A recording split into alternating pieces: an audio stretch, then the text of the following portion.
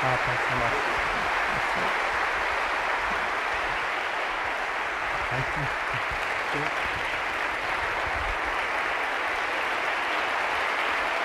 इसमें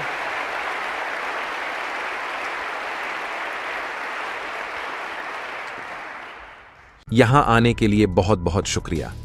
आप बहुत सी चीज़ों में फेमस है और उन बहुत सी चीज़ों में से एक ये है कि आपने हार्वर्ड से ग्रेजुएशन नहीं किया। तो क्या आपने कभी सोचा कि अगर आपने हार्वर्ड से अपनी ग्रेजुएशन की डिग्री ले लिया होता तो आप किस मुकाम पर होते? खैर कुछ साल पहले जब आखिरी बार मैं इस हॉल में था, मैं स्पीच दे रहा था और मार्क जकरबर्ग ऑडियंस के बीच था, तो मैंने उसे इस यूनिवर्सिटी से ड्रॉप आउट करवा दिया। सच्चाई यह है कि मैंने पूरे 3 साल तक बहुत सारे कोर्सेज किए, तो एक तरह से देखा जाए तो मैं वास्तव में ड्रॉप आउट नहीं हूँ, क्योंकि मैं यूनिवर्सिटी से नहीं भागा। मैं यहाँ बहुत इंजॉय कर रहा था। बस ऐसा लगा कि अगर हमने ग्रेजुएशन कंप्लीट नहीं की तो शायद हम कुछ मौके खो देंगे। खैर, जब अपने कॉलेज एडमिशन के लिए अप्लाई किया तब आपने हार्वर्ड, येल और प्रिंसटन इन तीनों में अप्लाई किया, और मान लीजिए कि आपका एडमिशन हार्वर्ड के बजाय सिर्फ यह येल या प्रिंसटन यूनिवर्सिटी में ही होता, तो क्या आपको लगता है कि यह येल या प्रिंसटन से ड्रॉप आउट होने की जितनी वैल्यू है वह हार्वर्ड से ड्रॉप्ड होने की वैल्यू के बराबर ही होता? खैर, हार्वर्ड को नीचे गिराने का एक गौरव है जो मेरे पास नहीं है। तो अपने स्टैंडर्डाइज्ड टेस्ट में बहुत अच्छा किया। आपको पूरे 1600 में से 1590 मार्क्स मिला। क्या आपने कभी सोचा कि वह क्या सवाल था जिसका आपने गलत जवाब दिया? सच्चाई यह है कि वह वर्बल एसिड था जिसमें मुझे पहली बार 790 मार्क्स मिला। मैंने अपने पेरेंट्स को बताया कि उनका वोकैबुलरी पर्याप्त ठीक नहीं था और मैं उन्हें क्रिटिसाइज कर रहा था, तो मैं वापस जाकर इस पर काम किया और अगली बार यह अच्छा रहा। ठीक है, तो जब आप हार्वर्ड में थे आपने इसे एंजॉय किया, लेकिन आप बहुत ज्यादा पोकर खेलने के लिए फेमस थे। आप बहुत सारे कोर्सेज की जांच करने के लिए फेमस थे, और जिन कोर्सेज को आपको अटेंड करना था उन कोर्सेज को ना अटेंड करने के लिए आप फेमस थे। तो आप इस बारे में क्या कहेंगे? यहाँ आपका सबसे बेहतरीन अनुभव क्या रहा और आपने हार्वर्ड से सबसे ज्यादा क्या सीखा? खैर, आप जानते हैं, जब आप हार्वर्ड में आते हैं यहाँ बहुत सारे टैलेंटेड लोग हैं और बहुत सारे लोगों के लिए आपके हाई स्कूल के लेवल पर मुमकिन है कि आपका एक स्टैंडर्ड पोजीशन है। आप टॉप पढ़ाकू लोगों में से एक हैं। आप मैथ, साइंस या फिर किसी और चीज़ के सबसे बेहतरीन लोगों में से एक हैं, जिससे लोग आपकी पोजीशन को समझते हैं। जब मैं हार्वर्ड के अपने क्लास में नया नया आया, हम एक क्लास में 80 लोग थे जिनमें सभी का एक पर्सनल पोजीशन था।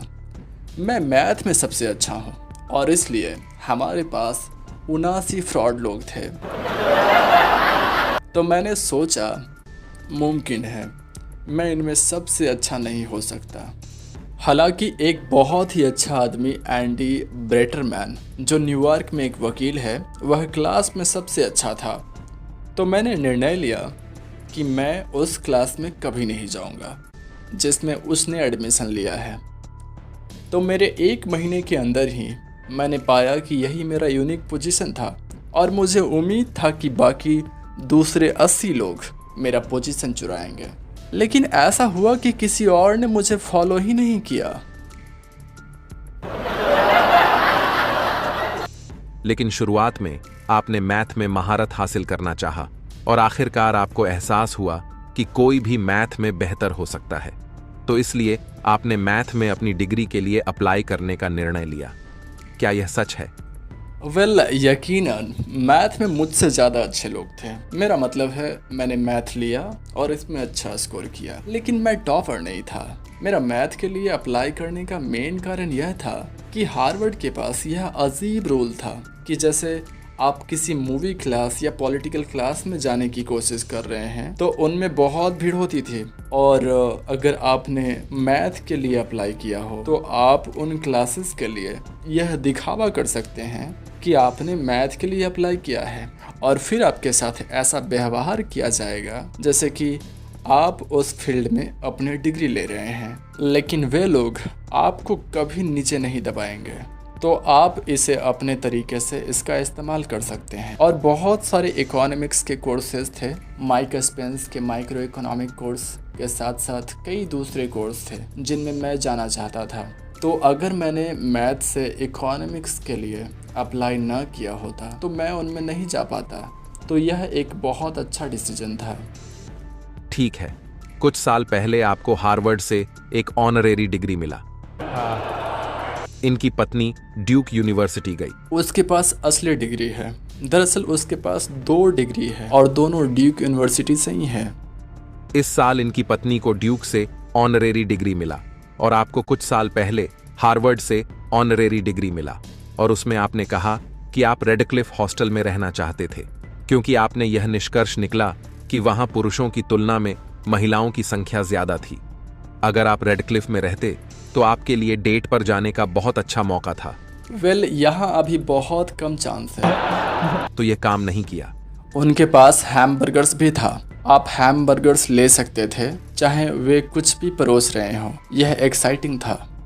तो जाहिर है आपने हार्वर्ड छोड़ दिया। आपके माँ बाप, जब आपने अपने माँ बाप को कॉल करके कहा कि देखो मैं हार्वर्ड से ड्रॉप आउट हो रहा हूं, तो उन्होंने क्या कहा? खैर, आप कभी यह नहीं कहते कि आप हार्वर्ड से ड्रॉप आउट हो रहे हैं। आप जानते हैं मैंने हार्वर्ड से छुट्टी ले ली है और इसलिए अगर मेरा कंपनी माइक्रोसॉफ्ट नहीं चल पाता तो मैं हार्वर्ड में कभी भी वापस आ सकता था। अब हालांकि उन्होंने कोर्स कैटलॉग और इसकी आवश्यकताओं को बदल दिया है, तो अब कोई समझ नहीं पाएगा कि मैं क्या बात कर रहा हूँ। और मैंने लगभग अपनी डिग्री पूरी कर ली थी। तो मेरे माँ बाप ने शायद यह सोचा कि मैं 1 साल के अंदर ही कहीं विदेश में पढ़ने या कुछ करने जा रहा हूँ। लेकिन आपने अगर यहाँ रुककर ग्रेजुएशन कंप्लीट कर लिया होता तो क्या इससे कोई फर्क पड़ता? अगर दूसरे शब्दों में कहूँ तो क्या आज की दुनिया अलग होती? क्योंकि आप ग्रेजुएट होने के बाद अपनी कंपनी शुरू नहीं कर पाते। हार्वर्ड छोड़ना जरूरी था या नहीं? नहीं, ऐसा हुआ कि हमें अर्जेंसी महसूस हुआ कि अगर हमने 1979 ईस्वी में शुरू नहीं किया होता, अगर हम रुक जाते और 1980 या फिर 1981 में शुरू करते, क्योंकि जिस तरह हमने प्रॉब्लम्स के बारे में सोचा, क्योंकि हम बहुत ज़्यादा सॉफ्टवेयर ओरिएंटेड थे और इसे सोचा, और ज़्यादातर कंपनियों का ध्यान सॉफ्टवेयर पर नहीं था। लोगों ने सॉफ्टवेयर को एक साइड बिजनेस की तरह बनाया क्योंकि उन्हें बनाना था, लेकिन हार्डवेयर वह चीज़ था जिसके लिए आपने उन्हें सारे पैसे दे दिए। सॉफ्टवेयर आपको फ्री में मिल गया। तो सॉफ्टवेयर कंपनीज के पास इस बारे में कुछ खास आइडियाज़ नहीं था। तो हमें हालांकि ऐसा महसूस हुआ कि यह हमें उसी दिन करना था। 1 साल रुक जाता तो इतिहास की दिशा तो नहीं बदल जाती, यह घूमने के लिए ठीक ही रहता। ठीक है, तो जब आपने अपनी कंपनी शुरू की, आप हालांकि एक सॉफ्टवेयर इंजीनियर और आर्किटेक्ट थे और आप सीईओ भी थे। जब आपने इसे शुरू किया, इस बारे में आप सच सच बताइए, तो तब इस बारे में दरअसल क्या आपको कभी ऐसा लगा कि यह कंपनी इतनी बड़ी हो जाएगी जितनी बड़ी ये हुई है? या फिर आपको क्या लगा? आपका असली टारगेट क्या था? खैर, आप कह सकते हैं मेरे पास कुछ अलग अलग दृष्टिकोण था जिसने बहुत अच्छा काम किया। एक दृष्टिकोण यह था कि हर घर में और हर डेस्क पर एक कंप्यूटर होगा जिसमें हमारा सॉफ्टवेयर चल रहा होगा, और इसलिए हमारे सॉफ्टवेयर की अरबों कॉपीज होगी और इसके लिए हम सारी चीज़ें करेंगे। लेकिन जब चीज़ों को रेंट पर लेने और पैसे खर्च करने की बारी आई, तब मेरा दृष्टिकोण था ठीक है, शायद हम अपनी कंपनी को तिगुनी बड़ी कर सकते हैं। और मुझे इस बात पर काफ़ी ज़्यादा ध्यान देना था कि मैं चीज़ों का स्ट्रक्चर किस प्रकार करूं कि यह तिगुनी हो जाए। तो वो एक तरह का मेरा मैनेजमेंट दृष्टिकोण था। मेरा फ्यूचर प्लान बहुत बड़ा था, लेकिन मेरा मैनेजमेंट दृष्टिकोण तिगुना करने का था। और फिर मैंने कहा ठीक है, अगर कोई हमें पैसे नहीं देता है तो क्या इसके लिए हमारे पास पर्याप्त पैसे हैं? तो मैं हमेशा कुछ पैसे रखता था क्योंकि हमारे कुछ कस्टमर्स बैंकरप्ट हो चुके थे, क्योंकि पर्सनल कंप्यूटर हार्डवेयर बिजनेस में रहना बहुत मुश्किल था। मैं हमेशा 1 साल तक सबकी पेमेंट करने के लिए पर्याप्त पैसे रखना चाहता था, और यहाँ तक कि आज भी माइक्रोसॉफ्ट के पास 1 साल तक सबकी पेमेंट करने के लिए पर्याप्त पैसे हैं। 1 साल से ज्यादा ही है मेरे ख्याल से। हाँ, 1 साल से ज्यादा ही है। तो जब आपने शुरू किया, तब आपने इस एक चीज को कैसे टाला जिसे बहुत से दूसरे एंटरप्रेन्योर्स टाल नहीं पाते हैं और वेंचर कैपिटल से पैसे लेकर खुद को कमजोर कर लेते हैं? आपने सचमुच वेंचर कैपिटल से पैसा नहीं लिया, आपने इसे कैसे टाला? हमारे पास सॉफ्टवेयर था, अगर आप इसे बड़ी क्वांटिटी में बेच सकते हैं तो इसमें बहुत पैसा है, क्योंकि कीमतों की कोई सीमा नहीं है। और हमारी तरह करोड़ों कॉपीज बेचने के लिए आप इसकी क्वांटिटी को स्केल कर सकते हैं। आप जानते हैं हर Apple II computer, Commodore pad, IBM PC में हमारी सॉफ्टवेयर की कॉपीज थी, तो हमारी इनकम बहुत बढ़ गई। तो हमें कोई फैक्ट्री बनाने की ज़रूरत नहीं थी, हमारे पास एक्स्ट्रा पैसे थे और हमें किसी भी साल कोई लॉस नहीं हुआ। हाँ ठीक है, पॉल और मैं शुरुआत के कुछ वर्षों तक फ्री में काम किया। पॉल एलन जिसके साथ मिलकर मैंने यह कंपनी बनाई, तो फिर इसके बाद हम तो बस पैसे छाप रहे थे। हमने आखिरकार अपने बोर्ड में बस एक वेंचर कैपिटल कंपनी को शामिल करने और उनसे बहुत सी चीज़ों के बारे में सलाह लेने के लिए $20 मिलियन की कीमत पर $1 मिलियन में 5% शेयर बेच दिया, जो कि दरअसल काफ़ी हेल्पफुल रहा। हमने अपने बोर्ड में एक आदमी को सिलिकॉन वैली से लिया जिसका नाम डेव मार्कडोट है। उसने बहुत अच्छा काम किया। इनसे लिया हुआ पैसा बैंक में सो रहा है और यह आज भी बैंक में ही है। तो इसमें पैसों का कोई मतलब नहीं था, यह तो बस उन्हें अपने टीम में शामिल करने के लिए था। और वो अभी भी बोर्ड में शामिल है। हाँ, वो अभी भी बोर्ड में है और बहुत सारे खास डिसीजंस लेने में वो बहुत हेल्प करते हैं। तो जब आप शुरू कर रहे थे तो कुछ समय बाद ही स्टीव जॉब्स भी अपनी कंपनी शुरू कर रहे थे। हाँ, जब हमने शुरू किया तब वह इंडिया में था। उन्होंने 1 साल बाद शुरू किया। ठीक है, तो एक पॉइंट पर जब उनका सॉफ्टवेयर बन गया, जो कि बहुत ही अच्छा सॉफ्टवेयर माना गया, लेकिन उन्होंने इसका लाइसेंस लेना नहीं चाहा, क्या यह आपके लिए फायदेमंद था? क्योंकि उनका सॉफ्टवेयर इतना अच्छा था कि अगर उन्होंने इसका लाइसेंस ले लिया होता तो IBM या किसी और को आपके सॉफ्टवेयर को लाइसेंस करने की ज़रूरत ही नहीं पड़ती। हाँ, यह थोड़ा कॉम्प्लिकेटेड है। तो टाइम के अनुसार एप्पल को 3 अलग अलग टाइम पर देखिए। एक एप्पल II का टाइम था जहां स्टीव वोजनियाक ने एप्पल I सॉफ्टवेयर बनाया। यह बहुत अच्छा इंजीनियर था, तो फिर उसने इस पर ध्यान नहीं दिया या शायद वह आलसी हो गया। तो मैंने एप्पल II का बेसिक सॉफ्टवेयर बनाया और इसे लाइसेंस कर दिया। फिर मैक का टाइम आया जहां उन्होंने अपने सभी सिस्टम सॉफ्टवेयर को बनाया और हम मैक के लिए एक बड़े एप्लीकेशन प्रोवाइडर थे। और क्योंकि हम अपने मैक एप्लीकेशन सॉफ्टवेयर के साथ बहुत अच्छा काम कर रहे थे, तो हम एप्पल को लगातार बोलते रहे कि उन्हें अपना सॉफ्टवेयर दूसरे लोगों के लिए लाइसेंस कर देना चाहिए, क्योंकि माइक्रोसॉफ्ट के लिए यह बहुत अच्छा होता। हालांकि विडंबना यह है कि यह MS-DOS और विंडोज़ के साथ मुकाबला कर सकता था। उन्होंने कुछ समय के लिए इसे करने के बारे में सोचा और फिर इसे ना करने का फैसला किया। और फिर मैक के बाद का टाइम आता है जहां वो सारी अलग अलग चीज़ें करते हैं और सभी को लाइसेंस करते हैं। तो सचमुच अगर उन्होंने यही काम मैक के टाइम पर किया होता तो यह हमारे लिए बहुत अच्छा होता, क्योंकि हमारा एप्लीकेशन शेयर बहुत ज़्यादा मजबूत था और हम लाइसेंसिंग मॉडल में पूरी तरह से विश्वास करते थे। आप जानते हैं आज विंडोज़ और एंड्रॉयड लाइसेंसिंग मॉडल पर चलते हैं और इनका शेयर बहुत ज़्यादा है। हालांकि एप्पल हमारे स्टैंडर्ड्स के हिसाब से काफ़ी कम शेयर होने के बावजूद बहुत बेहतरीन प्रॉफिट कमाने में कामयाब रहा। अब IBM ने एक PC बनाने का निर्णय लिया और वो उन्हें सॉफ्टवेयर प्रोवाइड करने वाले को ढूंढ रहे थे। मेरा अनुमान है कि उन्होंने सोचा कि हार्डवेयर सबसे ज़्यादा इम्पॉर्टेंट चीज़ है और वो किसी से कुछ सॉफ्टवेयर ले लेंगे। आपको IBM का कॉन्ट्रैक्ट कैसे मिला? और क्या आपको लगता है कि IBM ने आपसे सॉफ्टवेयर को लाइसेंस करने के बजाय आपसे खरीद कर गलती की? हाँ, यकीनन उन्होंने एक गलती की, लेकिन आप जानते हैं IBM एक बहुत अच्छी कंपनी है जिसने बहुत अच्छी चीज़ें की है। असल में प्रोजेक्ट जो कि IBM PC को बनाया IBM मैनेजमेंट कमेटी के द्वारा शुरू किया गया था, खासकर यह साबित करने के लिए कि वो प्रोडक्ट्स को जल्दी बना सकते हैं। जब उन्होंने कुछ बनाने का निर्णय लिया तब से लेकर उसकी शिपमेंट तक वो 4 साल की टाइमिंग की साइकिल देख रहे थे। तो उनके पास फ्लोरिडा में फैसिलिटी था। बोका रैटन ने प्रोडक्ट के सिस्टम्स को बनाया, लेकिन उसने इसे ठीक से नहीं बनाया। तो उन्होंने उन्हें कहा कि तुम लोग एक पर्सनल कंप्यूटर बनाओ और कोशिश करो कि आप इसे 18 महीने में बना लो, और आप लोगों की यह स्ट्रैटेजी किसी थर्ड पार्टी के द्वारा इस्तेमाल की जाने वाली है। तो वे लोग चिप के लिए इंटेल, सॉफ्टवेयर के लिए एप्स और डिस्ट्रीब्यूशन के लिए एक ग्रुप है जिसे कंप्यूटर लैंड कहते हैं, उनके पास वे लोग गए और टारगेट बस जल्दी से जल्दी करने का था। तो हमने उसके लिए सॉफ्टवेयर लिखा। इसके लिए 3 साल का उनका अनुमानित क्वांटिटी 2 से 3 लाख यूनिट्स का था। तो उन्होंने इसकी इम्पोर्टेंस को नहीं समझा और विडंबना यह है कि तब वह चीज़ बहुत ज़्यादा सफल रही।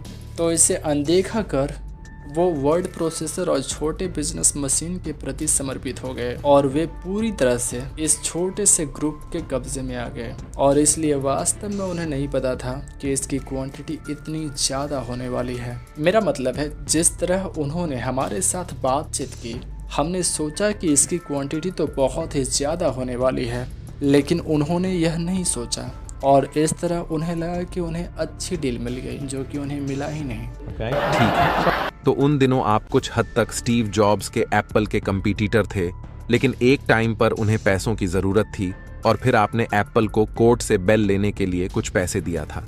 ये कैसा था जब उन्हें आपके पास पैसों के लिए आना पड़ा था? खैर हाँ, तो एप्पल 2 के टाइम पर हमने उनके लिए सॉफ्टवेयर बनाया और हम लोग एक तरह से फ्रेंडली कॉम्पिटिटर्स थे। फिर जब उन्होंने मैक की शुरुआत की, स्टीव जॉब्स हमारे पास आया और फिर दरअसल हमने एप्पल के आदमियों के साथ मैक पर और भी आदमियों को काम पर लगाया, क्योंकि हम इस एप्लीकेशन की सारी चीज़ें बनाना चाहते थे। तो हम वास्तव में बहुत अच्छे पार्टनर्स थे। इसके बाद स्टीव जॉब्स को कंपनी से निकाल दिया गया। वह उस टाइम पीरियड पर सीईओ नहीं था, लेकिन वह मैक प्रोजेक्ट का हेड था और इसलिए हम मिलकर काम कर रहे थे। तो फिर कंपनी का सीईओ जॉन स्कुल्ली को बनाया जाता है और फिर स्टीव जॉब्स चला गया। तो यह नया मैनेजमेंट उतना अच्छा नहीं कर रहा था। यह हमारे साथ बहुत सारी चीज़ों के ऊपर बातचीत कर रहे थे और इनसे कुछ हो ही नहीं रहा था। तो फिर जब स्टीव जॉब्स वापस आकर कंपनी की बागडोर संभालता है, तो उन्होंने कुछ इस तरह कहा, देखो मैं ये और ये चाहता हूँ और मैं आपको ये और ये दूंगा। तो कंपनी में पैसे डालने के साथ साथ 3 दिन में हमारी डील हो गई। मुझे लगता है हमने करीब 6% एप्पल की हिस्सेदारी खरीदी, जिसके बारे में हमारे लॉयर ने कहा कि एंटी ट्रस्ट कारणों की वजह से हमें उनकी हिस्सेदारी नहीं रखनी चाहिए। नहीं तो हमारे लिए बहुत ही अच्छा था, लेकिन हमने अधिकांश पैसों के अलावा हमने कंपनी को वास्तव में सपोर्ट करने और अपने मैक एप्लीकेशन सॉफ्टवेयर बनाने का वादा किया। और फिर स्टीव जॉब्स एक अच्छी मैनेजमेंट के जरिए कंपनी में बदलाव आया। पहले मैक के ऊपर काम किया गया और फिर कई सारे नए प्रोडक्ट्स बनाए गए, जिससे कंपनी की वैल्यू काफ़ी ज़्यादा बढ़ी। ये सब कुछ होने के पहले मुझे लगता है कि आपने अपनी कंपनी को 1986 ईस्वी में पब्लिक किया। बिल्कुल।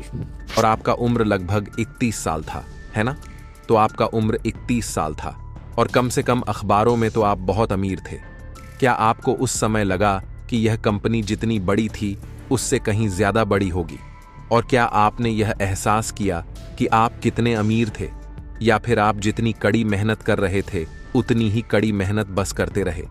आपको यह एहसास होने के बाद कि आप 31 साल की उम्र में कितने अमीर हो गए हैं, आपने वास्तव में कोई बाहरी एक्टिविटीज़ नहीं की? क्या इसने आपकी ज़िंदगी बदली? खैर, मैं काम के प्रति बहुत ज़्यादा दीवाना था और इसीलिए मेरे पास कोई खाली समय था ही नहीं। मेरा मतलब है, मैंने अपनी 30 की उम्र से पहले किसी संडे, सैटरडे या किसी वार्षिक छुट्टी पर विश्वास ही नहीं किया। मैंने अपनी 30 की उम्र के बाद संडे और सैटरडे की छुट्टियों पर विश्वास करना शुरू किया और जब तक मैंने अपनी पत्नी मिलिंडा से नहीं मिला, मैंने किसी भी वार्षिक छुट्टी में विश्वास नहीं किया। अब मैं बहुत ज़्यादा वार्षिक छुट्टियों में विश्वास करता हूँ। मेरा मतलब है, मैंने पूरी तरह से दीवानापन छोड़ दिया है। लेकिन दीवानापन 20 से 40 की उम्र वाले लोगों के लिए है। इसकी एक अपनी खूबी है और इसलिए यह बहुत ही अलग चीज़ थी कि इसकी इम्पोर्टेंस थी।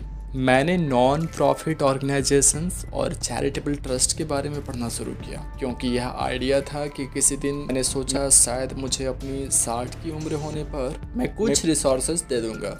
और मैं कैसे करूंगा यह? मुझे याद है कि मैं फॉर्च्यून मैगजीन की कवर देख रहा था, जहां वॉरेन बफेट ने इस बारे में यह बात की थी कि अपने बच्चे के लिए बहुत ज़्यादा पैसा या प्रॉपर्टी छोड़ना ज़रूरी नहीं है कि उसके लिए अच्छा ही हो। मैंने वो पढ़ा और कहा, ओह, मुझे किसी दिन शायद इसकी ज़रूरत पड़ेगी। यह वॉरेन बफेट से मिलने और उनसे बहुत अच्छी दोस्ती करने की पहले की बात थी। मैंने सोचा, ओह ये बहुत बुद्धिमान है। मैंने इसके अलग प्रभाव के बारे में विचार नहीं किया था। तो इसने उस समय तो मेरा ज़िंदगी नहीं बदला, लेकिन इसके बाद का मेरा ज़िंदगी तो आप देख ही सकते हैं। ओह ठीक है, तो आप अपनी कंपनी को पब्लिक करते हैं और अभी भी आप इसकी फ्यूचर प्लानिंग कर रहे हैं। लेकिन आपके द्वारा बनाए गए सॉफ्टवेयर के बारे में मैं एक चीज पूछना चाहता था, जिसका इस्तेमाल मैं और यहाँ बैठे कई लोगों ने कई सालों तक किया है।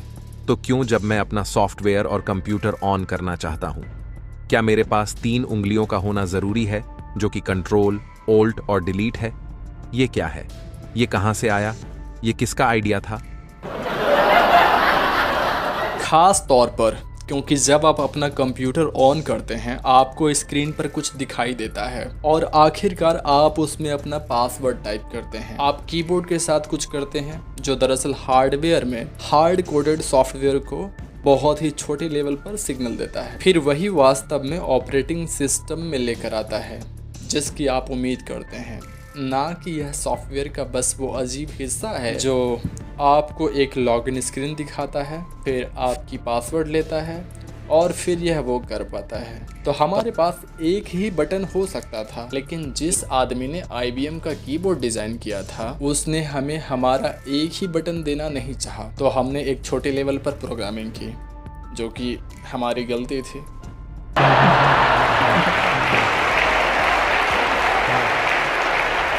तो हमने बहुत सी चतुराई भरी चीज़ें की। IBM के PC की अक्षरों का सेटिंग में आमतौर पर आपके पास 128 अक्षर होते थे, जैसे बड़े और छोटे अक्षर। लेकिन हमने बड़े अक्षरों को लिया और सूट और बाकी सिंबल्स को ऐड कर दिया। हम हार्डवेयर से ज़्यादा सॉफ्टवेयर की ओर बहुत सी चीज़ों के साथ एक्सपेरिमेंट कर पा रहे थे। ठीक है, तो आप कंपनी चला रहे हैं और यह बड़ी से बड़ी होती जा रही है और आप अमीर से अमीर होते जा रहे हैं। आपने किस टाइम पर यह कहा कि देखो मेरे पास बहुत पैसा हो गया है, मुझे इन पैसों से कुछ करना है? क्या यह आपके पिताजी थे जो आपके पास आकर कहते हैं, बिल तुम्हें इन पैसों से कुछ करना होगा, एक फाउंडेशन बनाओ? वह कौन सी चीज थी जिसने आपका पहला फाउंडेशन बनाया? इसके पीछे कौन सी इंस्पिरेशन थी? हाँ, तो जनवरी 1994 में मेरा शादी हुआ। उसी साल मेरा माँ एक्सपायर हो गई और फिर मेरे पापा ने मुझसे कुछ इस तरह कहा, अरे तुम्हारे पास ये सारे रिक्वेस्ट आ रहे हैं, तुम उन्हें मेरे पास क्यों नहीं भेज देते? मैं उनमें से कुछ को छांट कर तुम्हारे पास भेज दूंगा और फिर अगर तुम उन्हें फंड करना चाहो तो कर देना। तो वो आने वाले किसी भी नॉर्मल रिक्वेस्ट को वो देख रहे थे। फिर दूसरी, वास्तव में माइक्रोसॉफ्ट की बहुत ही काबिल और senior employee Patty Stone Cipher ने रिटायर होने का निर्णय लिया और मैं कंप्यूटर्स को दुनिया भर की सारी लाइब्रेरीज में डालना चाहता था और इसलिए उसने एक अथॉरिटी बनाई जो कि यह सब कर रहा था। तो 1994 और 1997 के बीच का टाइम था जहां हमारे पास वो 2 अलग अलग चीज़ें थी और यह कुल मिलाकर शायद $150 मिलियन था, जो कि हर साल नॉन प्रॉफिट ऑर्गेनाइजेशन और बाकी लोगों को दिया जा रहा था। फिर क्योंकि उनके पास एक्स्ट्रा ऑर्डिनरी काबिलियत थी तो हमने उन्हें एक साथ लाकर एक फाउंडेशन बना दिया और 1997 में पैटी को इसका CEO बना दिया। तो आप जानते हैं, एक रात मैंने अपने पापा से कहा, देखिए यह पैसा बहुत ही ज़्यादा हो रहा है और मैं बहुत ज़्यादा बिजी हूँ। लेकिन उन्होंने कहा, नहीं, मैं तुम्हारे लिए यह इजी करता हूँ। और यह अच्छा था क्योंकि मेरा सीखने का प्रोसेस थोड़ा धीमा हो गया था